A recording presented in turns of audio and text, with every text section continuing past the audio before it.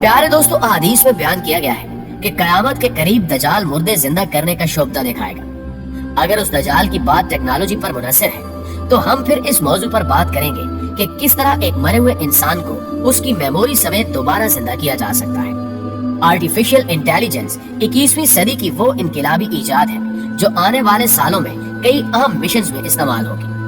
वो चाहे हजारों साल पुराने स्क्रिप्ट पढ़ने का मिशन हो या कब्रों में दफन हड्डियों से डाटा निकालने की तैयारी, आर्टिफिशियल इंटेलिजेंस हमारी इस काम में भी खूब मदद करेगी।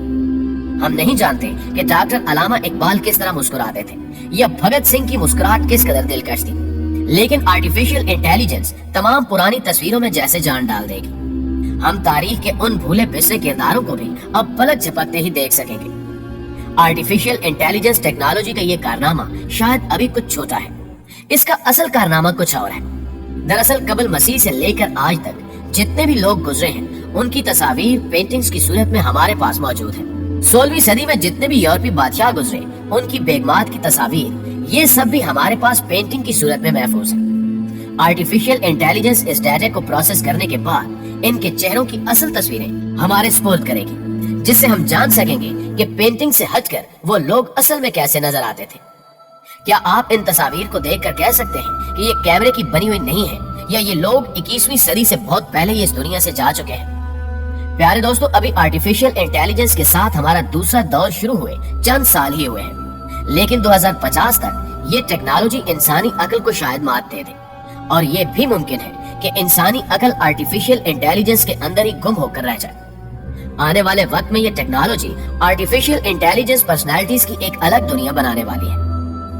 यहाँ अहम सवाल ये पैदा होता है कि वो शख्सियत जो आज से कई सौ साल पहले इस दुनिया से जा चुकी है, उससे ये आर्टिफिशियल इंटेलिजेंस पर्सनैलिटी कितना मिलती जुलती होगी। यानी इसका वो किरदार जो कुदरत ने डिजाइन किया था उससे आर्टिफिशियल इंटेलिजेंस किस हद तक मिलती होगी। और दूसरा अहम सवाल ये है कि इस आर्टिफिशियल इंटेलिजेंस टेक्नोलॉजी को उस पहले गुजरी हुई शख्सियत का डाटा कहाँ से मिलेगा। साइंसदानों का मानना है कि इंसान एक मेमोरी चिप है जिसमें लातादाद यादाश्तों के कई सिलसिले मौजूद हैं जो उसके दिमाग से होते हुए उसके डीएनए तक पहुंचते हैं। साइंस का कहना है कि एक इंसान अपनी तमाम जिंदगी में जो भी करता है उसकी तमाम मालूमात उसके डीएनए डाटा स्टोर में जेनेटिक कोड की सूरत में महफूज हो जाती है, और अगर कब्र में दफन इन हड्डियों से उन जेनेटिक डाटा को लेकर इनको डिजिटल डाटा में बदला जाए तो हम सदियों पहले मरे हुए इंसान को साइंसी तौर पर जिंदा कर सकते हैं। नाज़रीन ग्रामी, अब आप ये सोचेंगे कि इंसान की 70 साल जिंदगी गुजरने के बाद क्या उसकी जिंदगी का कोई दूसरा सबूत रह जाता है कि वो अपनी जिंदगी में क्या कुछ करके गया।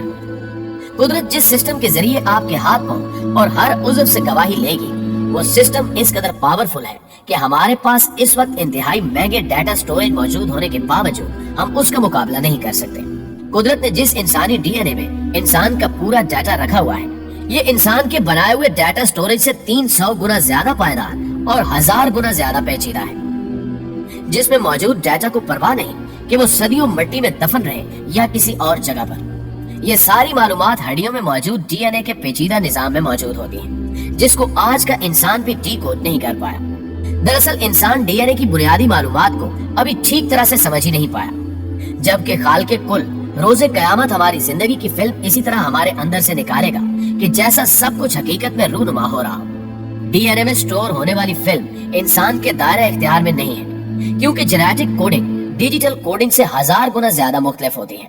मुस्तकबिल में ये टास्क आर्टिफिशियल इंटेलिजेंस को दिया जाएगा, जो कब्रों और मज़ारों में दफन इंसानी जिंदगियों की तहरीरों को निकाल लेगा और 70-80 साल जिंदगी की तहरीर को इनकी हरकत करती तस्वीरों के साथ मिलाकर एक मुकम्मल आर्टिफिशियल इंटेलिजेंस पर्सनैलिटी डेवलप करेगा। यानी ये भी मुमकिन है कि कल को अलामा इकबाल उम्मत की एक नई तर्ज पर तरबियत के लिए एक बार फिर से मौजूद हो, या फिर कायदे आज़म कौम की एक बार फिर तरबियत के लिए हाजिर हो। इस काम के लिए दो चीजें बहुत अहमियत की हामिल होंगी, जिनमें से पहली 5G टेक्नोलॉजी है, जबकि दूसरी चीज आई लेंस है। ये आई लेंस इसलिए जरूरी है ताकि आर्टिफिशियल इंटेलिजेंस पर्सनैलिटी को आप कहीं पर भी इस्तेमाल करने की सलाहियत हासिल कर सके।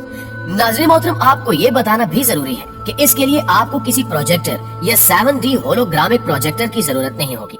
लेंस के जरिए मुतलका प्रोफाइल पर क्लिक करते ही आपके दादा नाना या कोई भी जो इस दुनिया से जा चुका है आपके सामने हाजिर हो जाएंगे।